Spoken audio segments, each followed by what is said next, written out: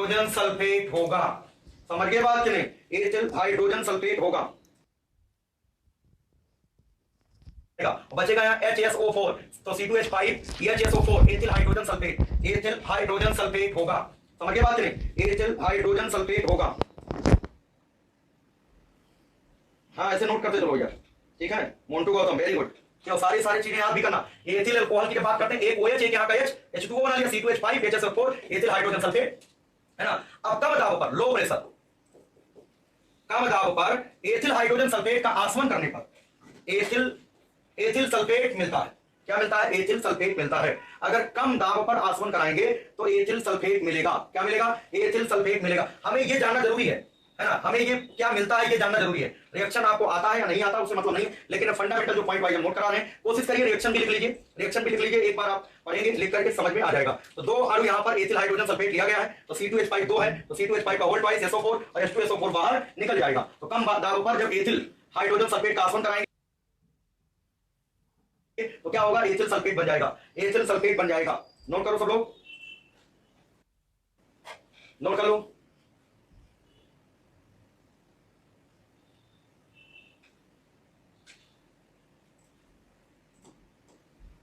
कितनी नोट हो गया होगा बात? ठीक है चलिए आगे देखते हैं 516 नंबर पॉइंट। एथिल अल्कोहल अधिक मात्रा में लेने पर, एथिल अल्कोहल अधिक मात्रा में ले लिया जाए, C2H5OH, C2H5 अगर इसका अमाउंट अधिक, ब्रैकेट में लिखा रहता है अधिक, अगर ये बहुत ज्यादा मात्रा इसकी ले लेते हैं तो एथिल हाइड्रोजन सल्फेट, ध्यान देना, एथिल अल्कोहल अधिक मात्रा लेने पर एथिल अल्कोहल की मात्रा अगर अधिक ले लेंगे तो एथिल हाइड्रोजन सल्फेट, ठीक है, एथिल हाइड्रोजन सल्फेट मतलब C2H5 HSO4 इसके साथ 140 डिग्री सेंटीग्रेड पर एक और अभिक्रिया देता है, जिससे आप लिखना एक और अभिक्रिया देता है जिससे ईथर बनता है, जिससे ईथर बनता है, ये लिख लो, जिससे ईथर बनता है। अगर जो है एथिल अल्कोहल की मात्रा ज्यादा ले लेंगे तो फाइनल प्रोडक्ट क्या हो जाएगा?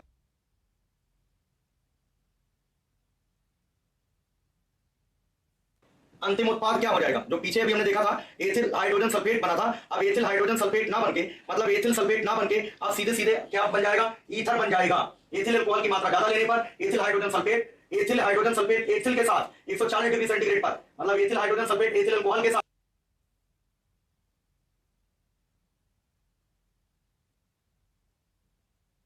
140 डिग्री सेंटीग्रेड पर एक और क्रिया देता है जिससे ईथर बनता है। क्या बनता है? ईथर बनता है। लिखते चलो सब लोग, ठीक है। एक और अभिक्रिया देता है जिससे एथिल अल्कोहल आगे की अभिक्रिया देगा जिसमें क्या बनेगा? ईथर बनेगा।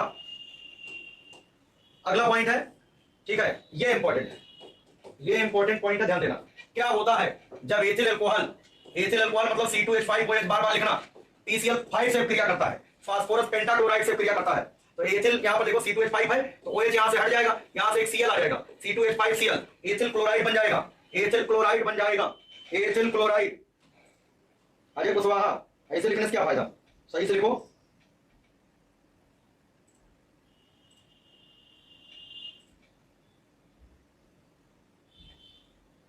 यहां तक सब लोगों ने नोट कर लिया है? हर्ष शर्मा, संदीप चक्रवर्ती, ठीक है, एथिल क्लोराइड। अगला सवाल देखिएगा, क्या होता है जब एथिल अल्कोहल सोडियम से क्रिया करता है? क्या होता है जब एथिल अल्कोहल मतलब C2H5OH जब ये सोडियम से क्रिया करता है तो यहां से देखो ये छट जाएगा तो बनेगा सोडियम एथॉक्साइड, यहां पर Na हो जाएगा, C2H5ONA, C2H5ONA सोडियम एथॉक्साइड बना लेगा, सोडियम एथॉक्साइड, ठीक है। और एक टर्म और भी देखा था आप लोगों ने, 1 डिग्री अल्कोहल, ठीक है, 1 डिग्री अल्कोहल, 2 डिग्री अल्कोहल, इसकी भी मीनिंग आप लोग जान लो, 2 डिग्री अल्कोहल और 3 डिग्री अल्कोहल, इसका भी मतलब क्या है ये भी पॉइंट समझ लो। जैसे मान लो ये कार्बन है, ठीक है, ये कार्बन है, इस कार्बन से एक कार्बन ये जुड़ा हुआ है, ठीक है, और इधर ये हाइड्रोजन है, ये हाइड्रोजन है, ठीक है, तो ये वाला जो कार्बन है सिर्फ एक ही कार्बन से जुड़ा है, इसको कहते हैं 1 डिग्री कार्बन, इसको कहते हैं 1 डिग्री कार्बन। इससे जो OH जुड़ा होगा इसको बोलते हैं यहां पर 1 डिग्री अल्कोहल, इसको प्राइमरी अल्कोहल कहते हैं क्योंकि ये कार्बन 1 डिग्री है। अभी आप लोगों ने देखा था 1 डिग्री, 2 डिग्री, 3 डिग्री अल्कोहल, उसकी मीनिंग समझ लो क्या होता है। ये कार्बन सीधे एक कार्बन से जुड़ा है इसलिए इसको कहते हैं 1 डिग्री कार्बन है, और 1 डिग्री कार्बन से जो OH जुड़ा है इसीलिए इसको कहते हैं प्राइमरी अल्कोहल, इसको 1 डिग्री अल्कोहल कहते हैं, ये 1 डिग्री अल्कोहल हो जाएगा। अगर ऐसा कर दें, जैसे मान लो ये कार्बन है, एक कार्बन इधर है और एक कार्बन इधर है। ये वाला कार्बन दो कार्बन से सीधे जुड़ा हुआ है और यहाँ पर ये हाइड्रोजन है। ये कार्बन दो कार्बन से जुड़ा हुआ है, ये 2 डिग्री कार्बन कहलाएगा। और इससे जो OH जुड़ा होगा इसको कहते हैं 2 डिग्री अल्कोहल। इसको कहते हैं 2 डिग्री अल्कोहल। 2 डिग्री नाम कैसे आया? क्योंकि ये अल्कोहलिक ग्रुप जो OH है ये 2 डिग्री कार्बन से जुड़ा हुआ है। 2 डिग्री कार्बन क्यों हुआ? क्योंकि इस कार्बन से सीधे, ये कार्बन सीधे दो कार्बन से जुड़ा हुआ है, इसलिए इसको 2 डिग्री कार्बन कहते हैं। और 2 डिग्री कार्बन से OH जुड़ा हुआ है, इसलिए इसको 2 डिग्री अल्कोहल कहते हैं। ठीक है, 3 डिग्री की बात अगर हम करें तो यहाँ पर ऐसे कर सकते हैं, जैसे ये कार्बन है, ये कार्बन, एक कार्बन इधर से जुड़ा है, एक कार्बन इधर से, एक कार्बन इधर से, और यहाँ पर OH है ना। तो यहाँ पर देखो इस कार्बन की बात करें, इस कार्बन की बात करें तो ये कार्बन सीधे 3 कार्बन से जुड़ा हुआ है, सीधे 3 कार्बन से जुड़ा हुआ है, 3 कार्बन से जुड़ा हुआ है। इसका मतलब यह है कि ये 3 डिग्री अल्कोहल हो जाएगा, 3 डिग्री अल्कोहल। ठीक है, 3 डिग्री अल्कोहल। ठीक है, अब जैसे मान लो यहाँ पर ऐसे लिखते हैं CH3 CH2OH, ये है आपका 1 डिग्री अल्कोहल। ठीक है, और अगर हम बात करते हैं CH3 और ऐसे कर दें यहाँ पर CH3 और यहाँ पर H और इस तरीके से OH, यहाँ पर देखिए 1, ये वाला जो कार्बन है, एक कार्बन इधर से जुड़ा है, एक कार्बन इधर से जुड़ा है, ये 2 डिग्री कार्बन हुआ और 2 डिग्री कार्बन से OH है, 2 डिग्री अल्कोहल है। मोनोहाइड्रिक, ये जो मोनोहाइड्रिक अल्कोहल है, मोनोहाइड्रिक जो है, मोनोहाइड्रिक का मतलब जिसमें एक OH हो, जिसमें एक OH हो मोनोहाइड्रिक होता है। मोनोहाइड्रिक में 1 डिग्री भी आ सकता है, 2 डिग्री अल्कोहल हो सकता है, वो 3 डिग्री अल्कोहल भी हो सकता है। वो डिपेंड करेगा कि जो OH ग्रुप है वो किस डिग्री कार्बन से जुड़ा हुआ है। मोनोहाइड्रिक का मतलब जिसमें एक OH होता है, जिसमें एक OH होता है, एक OH ग्रुप होता है, तो वो मोनोहाइड्रिक होता है। अब मोनोहाइड्रिक ये 1 डिग्री भी हो सकता है, 2 डिग्री भी हो सकता है, 3 डिग्री भी हो सकता है। 1 डिग्री कैसे हुआ? जब 1 डिग्री कार्बन से जुड़ा होगा, जैसे ये वाला जो कार्बन है ये एक कार्बन से जुड़ा है तो 1 डिग्री कार्बन हो जाएगा, ये 2 डिग्री कार्बन हो जाएगा। अगर ऐसा कर दें यहां पर इस कार्बन से, अब देखो ये 3 डिग्री कार्बन हो जाएगा, ये 3 डिग्री कार्बन है, इससे OH जुड़ा है, इसको बोलते हैं 3 डिग्री अल्कोहल। ये 3 डिग्री अल्कोहल है, ये भी मोनोहाइड्रिक है, ये भी मोनोहाइड्रिक अल्कोहल है, ये भी मोनोहाइड्रिक अल्कोहल है, सारे मोनोहाइड्रिक है। लेकिन यहाँ पर OH ग्रुप जो है अलग अलग प्रकार के कार्बन से जुड़ा है, इसलिए 1 डिग्री, 2 डिग्री, 3 डिग्री, ये ध्यान रखना। ठीक है, बाकी तुम्हारे एग्जाम में यही पूछ लिया जाता है कि कौन सा 1 डिग्री है, कौन सा 2 डिग्री है, कौन सा 3 डिग्री है। ठीक है, तो इतनी बात आप लोगों को याद हो जाना चाहिए और ये पॉइंट हम आप लोगों को दे देंगे। यहां तक जो है 518 तक का जो पॉइंट है ये पॉइंट आपको मिल जाएंगे। ठीक है,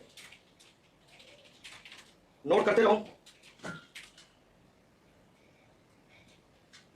ठीक है, इसके बाद आपकी केमिस्ट्री क्लास में माधुर सर आ गए हैं।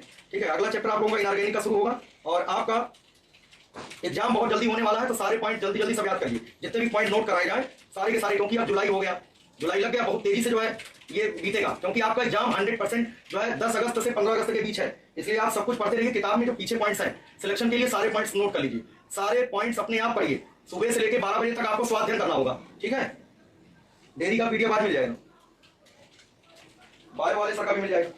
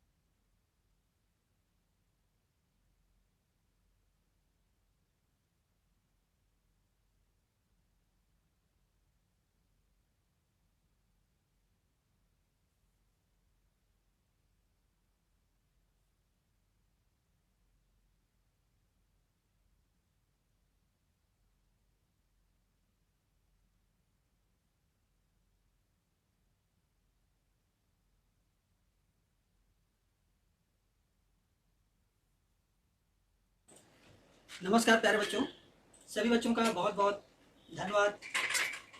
गुड आफ्टरनून, नमस्ते।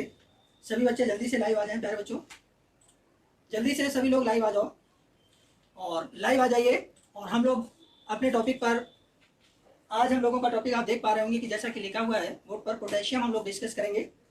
इसके पहले हमने उस दिन सोडियम को कंप्लीट डिस्कस कर दिया है। तो प्यारे बच्चों, आज हम लोग पोटेशियम के बारे में कंप्लीट डिस्कस करेंगे। पोटेशियम के कंपाउंड्स क्या हैं, कौन कौन इंपॉर्टेंट कंपाउंड्स हैं, उनका भी मैं डिस्कस करूंगा। और इसके बाद मैं कुछ आपको इंपॉर्टेंट प्रश्न भी कराऊंगा। तो प्यारे बच्चों चलिए अब हम लोग चलते हैं। देखिएगा पोटेशियम, सबसे पहले प्यारे बच्चों आप लोग देखेंगे कि जो हमारी जो पोटेशियम जो होती है, इस पोटेशियम में आप देख पा रहे होंगे कि अगर ये जो पोटेशियम हमारा होता है, पोटेशियम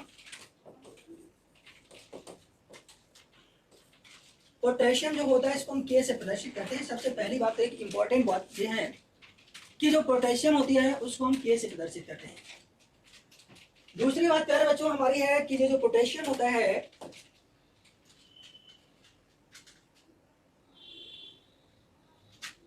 अब देखिए प्यारे बच्चों, ये जो पोटेशियम होता है, हमने बताया कि पोटेशियम के होता है, और पोटेशियम जो के है ये पोटेशियम का क्या है, सिंबल प्रतीक है।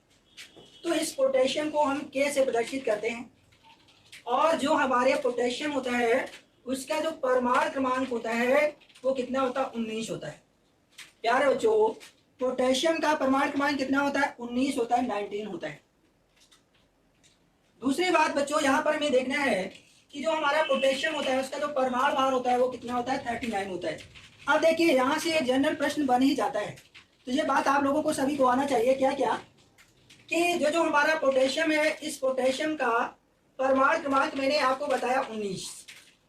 प्यारे बच्चों यहाँ पर मैंने आपको बताया था कि अगर ये कोई मान लीजिएगा जो पोटेशियम है, पोटेशियम एक आपकी क्या होती है, धातु होती है। पोटेशियम एक क्या है, धातु है। और ये धातु जो है बिल्कुल सोडियम की तरह से रूबरू कैसी है, बिल्कुल वैसी ही कैसी होती है, मुलायम होती है, सॉफ्ट होती है। इसको भी चाकू से हम काट सकते हैं। और इस पोटेशियम धातु को भी मिट्टी के तेल में ही रखा जाता है।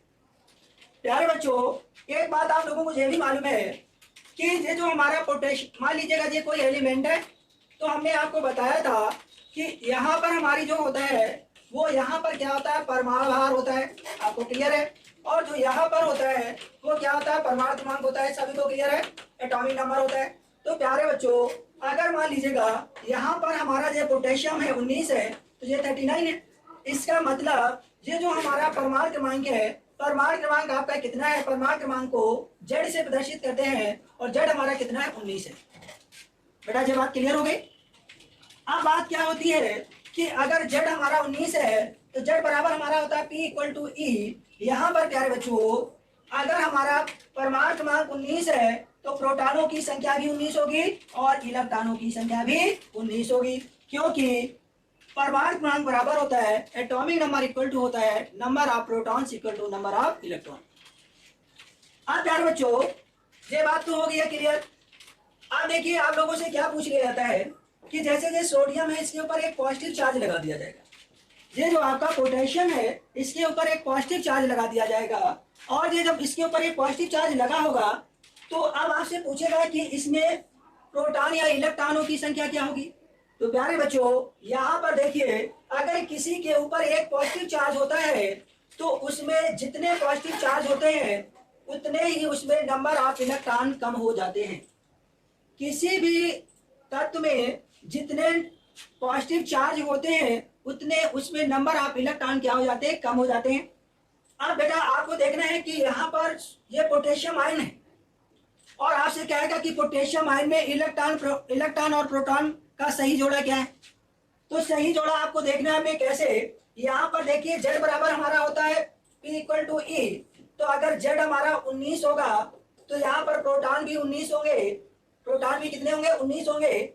और प्रोटॉन के साथ साथ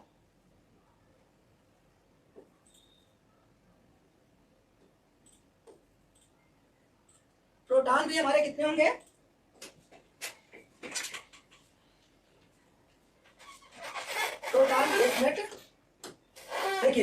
जेड बराबर, यहाँ पर हमारा क्या हो गया,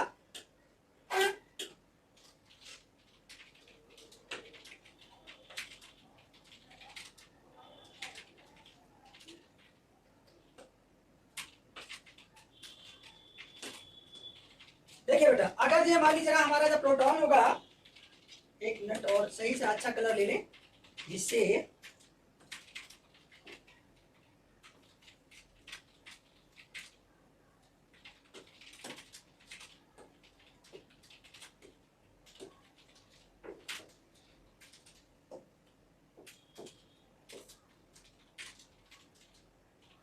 चलो बेटा, अब देखो ये जो हमारा, आप लोगों को क्लियर दिख रहा है, सभी को दिख रहा है ना, नहीं तो कलर चेंज कर दो।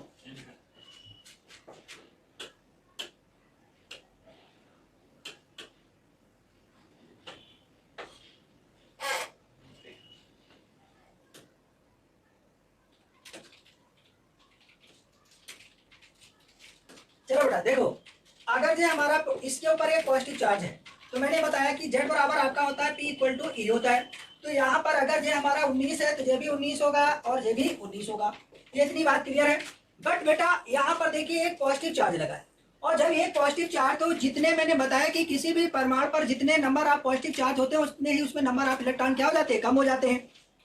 तो यहाँ पर जेड बराबर जो हमारा 19 है, तो यहाँ पर क्या होगा कि जो हमारा प्रोटॉन तो 19 होगा, इलेक्ट्रॉन बट हमारा कितना होगा, 18 होगा। प्यारे बच्चों, ये आपसे एक प्रश्न पूछ ही लिया जाता है, और प्रश्न ये आता ही आता है। आपसे कैसे प्रश्न पूछा जाएगा, ये बात आप लोगों को क्लियर हो गई होगी। अब देखिए प्रश्न कैसे पूछा जाएगा, ध्यान से देखिएगा। जैसे आपको यहाँ पर एक पॉजिटिव चार्ज लगा होगा, और यहाँ पर ये आपका 19 होगा और यहाँ पर आपका 39 होगा। का इसमें से कहा जाएगा कि पोटेशियम आयन में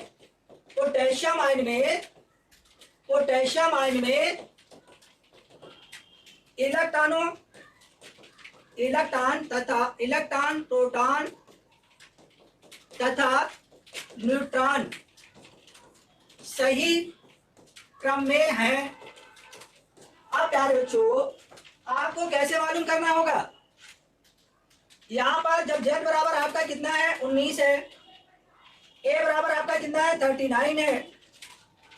तो अगर हमें A इक्वल टू हमारा होता है Z प्लस एन, जैसा भी को मालूम है, A 39 है, Z हमारा 19 है, नंबर आप न्यूट्रॉन फाइंड करेंगे तो नंबर आप न्यूट्रॉन जो होंगे 39 माइनस कितना हो जाएगा, 19। और जब ये 19 हो जाएगा तो यहाँ पर कितना आएगा प्यारे बच्चों, यहाँ पर आपका 20 आएगा। अब देखिए नंबर ऑफ न्यूट्रॉन आपके यहाँ पर 20 आ गए, ये सभी को क्लियर हो गया। अब देखिए नंबर ऑफ न्यूट्रॉन यहाँ पर कितने आ गए, 20 आ गए। और यहाँ पर अभी हम आपको दिखा चुके हैं कि यहाँ पर प्रोटॉन कितना होगा, तो प्रोटॉन आपका कितना होगा, 19 होगा, और इलेक्ट्रॉन कितना हो जाएगा, 18 हो जाएगा। तो प्यारे बच्चों, इस पोटेशियम आयन में P बराबर आपका 18 होगा, E बराबर, सॉरी एक मिनट, ये थोड़ा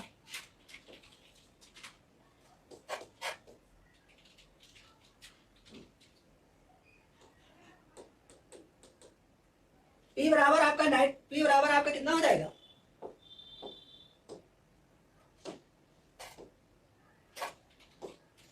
P बराबर आपका 19, लेकिन E बराबर प्यारे बच्चों यहाँ पर 18 और N बराबर कितना होगा, 20। मतलब यहाँ पर पोटेशियम आयन में इलेक्ट्रॉनों की संख्या 18 रह जाएगी, न्यूट्रॉन की संख्या 20 होगी, और प्रोटॉन की संख्या कितनी होगी, 19। क्योंकि प्रोटॉन कभी ना तो घटते हैं और ना कभी बढ़ते हैं, लेकिन इलेक्ट्रॉन हमारे किसी भी परमाणु में घट भी सकते हैं और बढ़ भी सकते हैं। वो डिपेंड करते हैं कि उस पर कितना नंबर आयन है, आयनों पर निर्भर करते हैं, धन आयन है कि ऋण आयन है। अगर उसमें कैटायन और एनायन की संख्या जैसी होगी उसी पर क्या होता है, उसमें इलेक्ट्रॉनों की संख्या क्या करती है, निर्भर करती है। ओके बच्चों, ये बात क्लियर हो गई। अब चलिए नेक्स्ट हम लोग देखते हैं पोटेशियम का इलेक्ट्रॉनिक विन्यास। प्यारे बच्चों आप देख पा रहे होंगे 2, 8, 1 है। अब देखिए अगर हमें पूछा जाए कि आवर्त सारणी में पोटेशियम का स्थान, तो प्यारे बच्चों पोटेशियम का स्थान क्या हो जाएगा, पोटेशियम का स्थान क्या होगा, देखिए नंबर ऑफ शेल कितनी है, 4 है, तो इसमें आवर्त कितना हो जाएगा, इसका आवर्त फोर्थ हो जाएगा प्यारे बच्चों। अगर इसका समूह आपसे पूछा जाए किस समूह का तत्व है, तो ये फर्स्ट समूह का तत्व है। अगर आपसे प्यारे बच्चों ये पूछा जाए कि ये जो हमारा पोटेशियम है इसकी सजगता कितनी होगी, तो देखिए ये जो है बाहरी कक्षा में जो इसका समूह होता है, जो समूह को प्रदर्शित करता है वो इसकी सजगता होती है। तो यहाँ पर इसकी सजगता या वैलेंसी जो होगी 1 हो जाएगी। ठीक है प्यारे बच्चों। तो पोटेशियम का आवर्त सारणी में जो किस आवर्त का तत्व है, तो फोर्थ आवर्त का तत्व है। किस समूह का तत्व है, फर्स्ट ए समूह का तत्व है। पोटेशियम की सजगता कितनी होती है, तो पोटेशियम की सजगता 1 होती है। अब अगर आपसे यह भी पूछा जाए कि जो पोटेशियम है ये किस ब्लॉक का एलिमेंट है, तो प्यारे बच्चों उसके लिए आपको इलेक्ट्रॉनिक विन्यास अफवाहों के अनुसार लिखना पड़ेगा। 1s2, 2s2, 2p6, 3s2, 3p6 और 4s1। तो 2 2 4 6 2 2 4 6 4 10 2 12 6 18 और 19 किस ब्लॉक का तत्व हो जाएगा, तो प्यारे बच्चों पोटेशियम जो हमारा होगा वो यस ब्लॉक का तत्व होगा। किस ब्लॉक का तत्व होगा, यस ब्लॉक का तत्व होगा। यस ब्लॉक का तत्व क्यों होगा, क्योंकि उसका अंतिम इलेक्ट्रॉन पोटेशियम का एस ऑर्बिटल में क्या करता है, रुकता है। ओके, अब हम लोग चलते हैं आगे। ये बात आप लोगों को क्लियर हो गई होगी, सभी लोगों को क्लियर है, नोट कर लीजिएगा। अगर कोई डाउट है तो बताइएगा। प्यारे बच्चों यहाँ तक अगर कोई भी संदेह है, कोई भी डाउट है तो आप बता दीजिएगा। लगभग उम्मीद है सभी लोगों को क्लियर हो गया होगा।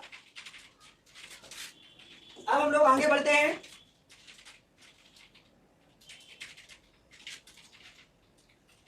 प्यारे बच्चों ये जो हमारा पोटेशियम है, पोटेशियम मुख्य रूप से कार्नेलाइट। अब आपसे कार्नेलाइट का फार्मूला पूछा जा सकता है। तो कार्नेलाइट का जो फार्मूला होता है वो होता है KClMgCl2.6H2O। ये कार्नेलाइट का फार्मूला है, कार्नेलाइट का फार्मूला है। इसके बाद ये जो हमारा पोटेशियम क्लोराइड होता है, इस पोटेशियम क्लोराइड को सिल्वाइन कहते हैं। पोटेशियम क्लोराइड को सिल्वाइन के रूप में, तो ये जो हमारा पोटेशियम है, एक्चुअली पोटेशियम जो है एक सक्रिय धातु है। तो सक्रिय धातु होने के कारण ये वायुमंडल में आपका मुक्त अवस्था में नहीं पाया जाएगा, जो संयुक्त अवस्था में पाया जाता है।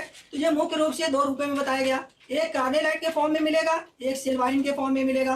कार्नेलाइट आपका क्या होता है, KClMgCl2.6H2O, ये आपका क्या है, कार्नेलाइट है। सिल्वाइन आपका क्या है, KCl, जो पोटेशियम क्लोराइड होता है उसी को सिल्वाइन कहते हैं। तो ये जो पोटेशियम हमारी सक्रिय धातु होने के कारण ये मुख्य रूप से इस रूप में पाई जाती है। ठीक है, इसके बाद पंजाब तथा बंगाल में ये सोरे पोटेशियम नाइट्रेट के रूप में पाई जाती है। अगर आपसे पूछा जाए कि पंजाब और बंगाल में पोटेशियम धातु किस रूप में पाई जाती है, तो पंजाब और बंगाल में पोटेशियम धातु सोरे के रूप में पाई जाती है। ओके, सोरे का फार्मूला क्या होता है, KNO3। और जो KNO3 होता है, इस KNO3 को, इसका जो नाम होता है वो नाम होता है पोटेशियम नाइट्रेट। पोटेशियम नाइट्रेट नाम होता है प्यारे बच्चों, पोटेशियम नाइट्रेट। ओके, ये बात आपको क्लियर हो गई, सभी को क्लियर है? कोई संदेह, कोई डाउट बताइए, कमेंट करिए प्यारे बच्चों जल्दी से।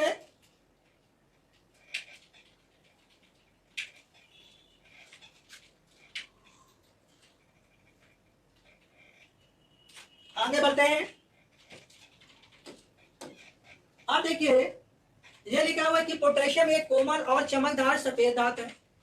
जो हमारी पोटेशियम होती है, पोटेशियम एक कोमल मतलब सॉफ्ट, कोमल का मतलब सॉफ्ट, चमकदार शाइनिंग मेटल, व्हाइट मेटल है, सफेद चमकदार धातु है। पोटेशियम धातु भी मिट्टी के तेल में रखी जाती है।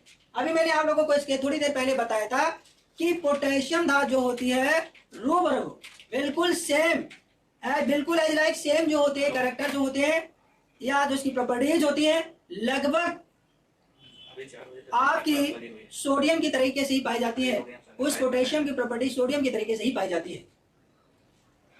तो प्यारे बच्चों यहाँ पर पोटेशियम धातु मिट्टी के तेल में रखी जाती है। इसका उपयोग फोटो विद्युत सेल में किया जाता है। जो हमारी पोटेशियम धातु होती है, इस पोटेशियम धातु का उपयोग जो होता है वो किसमें करते हैं, फोटो विद्युत सेल में किया जाता है। पोटेशियम धातु का उपयोग जो होता है फोटो विद्युत सेल में किया जाता है। ओके बच्चों, चलिए अब हम लोग आगे बढ़ते हैं। चलिए देखते हैं आगे हम लोग। अब देखिए लिखा हुआ है कि पोटेशियम धातु जल के साथ अभिक्रिया करके प्रबल क्षार बनाती है।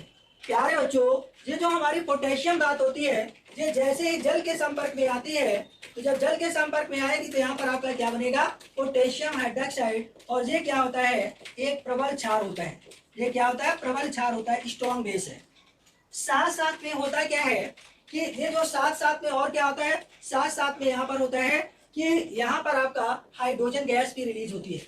ये देखिए पोटेशियम हाइड्रोक्साइड बनेगा और यहाँ से साथ साथ में हाइड्रोजन गैस भी मुक्त होगी। तो प्यारे बच्चों, ये जो हमारा पोटेशियम हाइड्रोक्साइड होता है, ये जो पोटेशियम हाइड्रोक्साइड होता है, ये एक प्रबल क्षार है, स्ट्रॉन्ग बेस है। ये आपका कैसा है, स्ट्रॉन्ग बेस है प्यारे बच्चों। तो ये जो हमारा है पोटेशियम हाइड्रोक्साइड है, एक स्ट्रॉन्ग बेस है, प्रबल क्षार है। और यहाँ पर देख पा रहे होंगे कि जब पोटेशियम धातु की क्रिया जल के साथ होती है तो प्रबल क्षार पोटेशियम हाइड्रोक्साइड और साथ में वहां से हाइड्रोजन गैस क्या होती है, मुक्त होती है। ओके, अब देखिए नेक्स्ट पॉइंट है कि पोटेशियम नाइट्रेट को एक इसका नाम होता है पोटेशियम नाइट जो होता है, इस पोटेशियम नाइट यहाँ पर अब एक बात आ रही होगी कि ये जो पोटेशियम नाइट्रेट है, KNO3 जो है, पोटेशियम नाइट्रेट जो है, पोटेशियम नाइट्रेट किसका यौगिक है।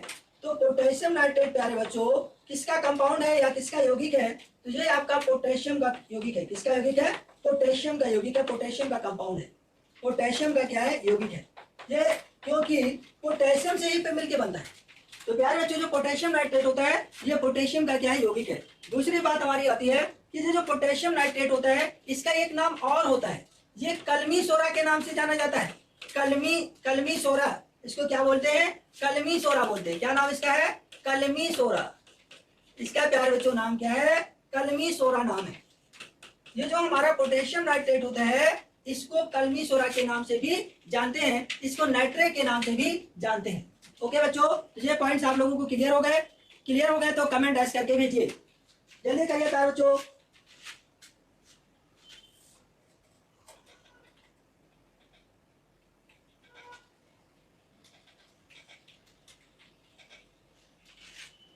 चलिए आगे बढ़ते हैं। अब प्यारे बच्चों जो हमारा पोटेशियम नाइट्रेट होता है, इस पोटेशियम नाइट्रेट को, ये जो हमारा पोटेशियम नाइट्रेट होता है, इसका उपयोग बारूद तथा आतशबाजी के सामान बनाने में किया जाता है। ये जो हमारा पोटेशियम नाइट्रेट होता है, इस पोटेशियम नाइट्रेट का उपयोग बारूद तथा आतशबाजी के बनाने में किया जाता है। अब दूसरी बात हमारी आती है कि जो कलमी सोरा होता है, ये कृषि में कृत्रिम खाद के रूप से पौधों को नाइट्रोजन तथा पोटेशियम दो पोषक तत्व प्रदान करता है। ये आपका जो हमारा कलमी सोरा जो होता है, और कलमी सोरा का मतलब होता है पोटेशियम नाइट्रेट जो होता है, ये पोटेशियम नाइट्रेट जो होता है, ये मुख्य रूप से क्या करता है कि खाद के रूप में पौधों में नाइट्रोजन तथा पोटेशियम दो पोषक तत्वों को क्या करता है, प्रदान करता है। ओके बेटा, क्लियर हो गया। चलो आगे बढ़ते हैं।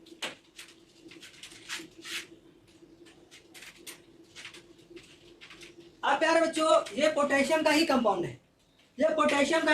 है, पोटेशियम सल्फेट। ये हमारा क्या है, पोटेशियम सल्फेट को कृषि में पोटास और खाद के रूप में, पोटास खाद के रूप में इसको क्या किया जाता है, प्रयोग किया जाता है। तो ये जो हमारा पोटेशियम सल्फेट होता है प्यारे बच्चों, इस पोटेशियम सल्फेट का उपयोग जो होता है, ये जो हमारी कृषि जो होती है, इस कृषि में जो आपका पोटेशियम सल्फेट होता है, या उसको पोटास खाद के रूप में, इसमें पोटास खाद के रूप में इसका उपयोग किया जाता है। तो ये जो हमारा पोटेशियम सल्फेट है, वो कृषि में पोटास खाद के रूप में क्या किया जाता है, प्रयोग किया जाता है। प्यारे बच्चों, ये जो हमारा पोटेशियम सल्फेट है, पोटेशियम सल्फेट का उपयोग साधारण फिटकरी के बनाने में किया जाता है। अब देखिए, जो हमारा पोटेशियम सल्फेट है, इस पोटेशियम सल्फेट का बताया गया कि इस पोटेशियम सल्फेट का उपयोग साधारण फिटकरी बनाने में प्रयोग करते हैं। तो प्यारे बच्चों, ये जो हमारी साधारण फिटकरी होती है वो क्या होती है, K2SO4 Al2SO4 का होल प्राइस .24H2O। ये देखिए हमारा पोटासियम है, या इसी को साधारण फिटकरी भी कहते हैं। ये हमारा क्या हो जाएगा, पोटासियम हो जाएगा, और पोटासियम के साथ साथ इसको फिटकरी भी कहते हैं। अब देखिए, ये जो हमारी पोटासियम के फिटकरी के हैं, अब देखिए यहाँ पर इसका फार्मूला लिखा हुआ है K2SO4 और Al2SO4 का होल प्राइस .24H2O। तो प्यारे बच्चों यहाँ पर K2SO4 Al2SO4 का होल ट्राइड डॉट 24H2O जो होता है वो आपका क्या होता है, साधारण फिटकरी या इसी को हम बोलते हैं पोटासियम का जो क्या है फार्मूला है। सभी को क्लियर हुआ? कोई डाउट, कोई संदेह? सभी लोग बता दीजिएगा कमेंट करके कोई प्रॉब्लम है अगर, नहीं तो फिर मैं आगे बढ़ता हूँ। मैं आगे बढ़ रहा हूँ।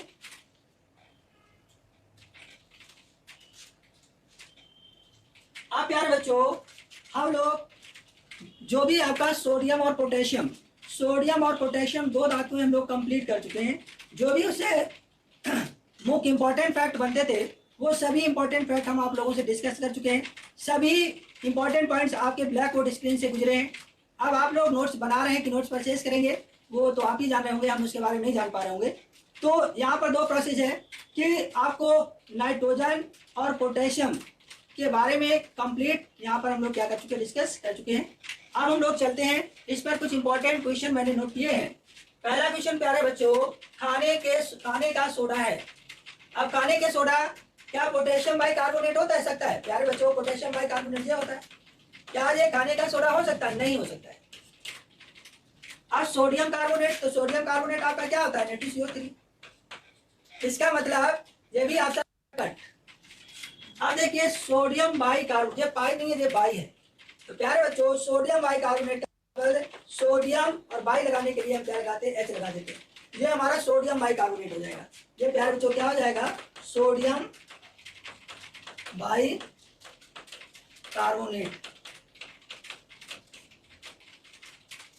ठीक है, नोट कर लीजिएगा, सभी लोग नोट कर लीजिएगा।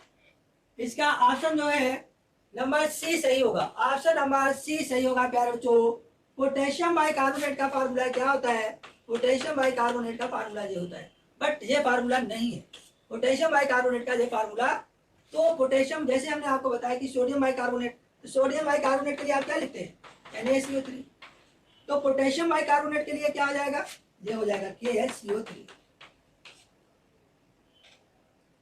अब इसको नोट कर लीजिएगा। ऑप्शन नंबर आपको पता चल गया कौन सा सही होगा? ऑप्शन आपका सी सही होगा। चलो अब हम लोग आगे बढ़ते हैं। नेक्स्ट क्वेश्चन प्यारे बच्चों, क्वेश्चन नंबर 14। जल्दी से सवाल करिए, आप लोग जल्दी से आंसर करिए, आंसर जल्दी से रिप्लाई करिए।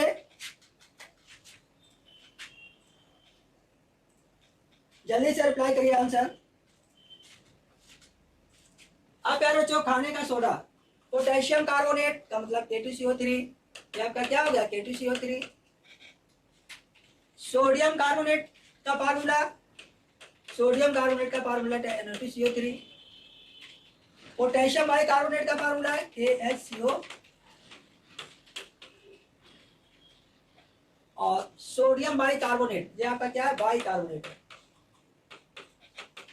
Sodium bicarbonate.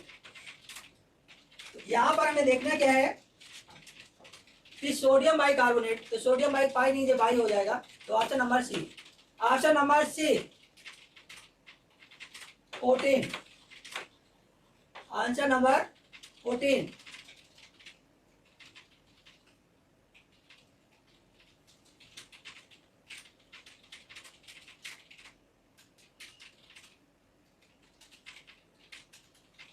अब देखिए ये आपका सोडियम बाइकार्बोनेट है, तो ऑप्शन यही सही हो जाएगा। यहाँ पर आपका हो जाएगा NaCO3, इसको बोलते हैं सोडियम बाइकार्बोनेट, सोडियम बाइकार्बोनेट। ठीक है प्यारे बच्चों, ये बात आप लोगों को क्लियर हो गई होगी। सभी लोग ऑप्शन नंबर इसमें आपका जो सही होगा सी होगा। चलो हम लोग नेक्स्ट देखते हैं, जल्दी से बताओ प्यारे बच्चों। खाने का सोडा अभी मैं बता चुका, सोडियम बाइकार्बोनेट। ठीक है, चलो आगे बढ़ते हैं, आगे बढ़ते हैं। अब देखो आपसे प्रश्न वही है, घुमा दिया। यहां पर आपसे कह रहा कि बेकिंग चूर्ण, बेकिंग चूर्ण आपसे कह रहा के रूप में किसको प्रयुक्त किया जाता है? सोडियम कार्बोनेट नहीं किया जाएगा, NaCl भी नहीं किया जाएगा। इसके बाद अब ये आपका NaNO3 ये भी नहीं किया जाएगा, sodium nitrate. Sodium bicarbonate, sodium bicarbonate में, एक मिनट, सोडियम बाइकार्बोनेट में ये आपको NaHCO3, ये आपका सोडियम बाइकार्बोनेट है, इसका फार्मूला है। क्लियर हो गया सभी को? इसको हमने कल बताया भी था, इसको सोडियम हाइड्रोजन कार्बोनेट भी कहते हैं, सोडियम हाइड्रोजन कार्बो। ठीक है, सभी लोग नोट कर लीजिएगा, फिर मैं आगे बढ़ूँ। सभी लोग नोट कर लीजिएगा, फिर मैं आगे बढ़ूँ।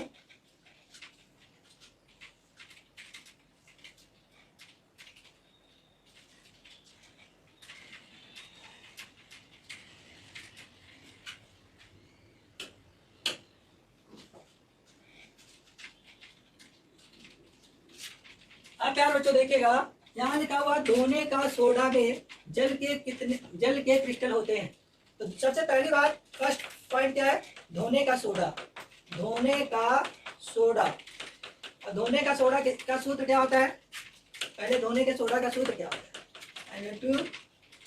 चलो बताएंगे नहीं अभी, आप लोग ध्यान के झूठ के रखिएगा। धोने के सोडा के सूत्र में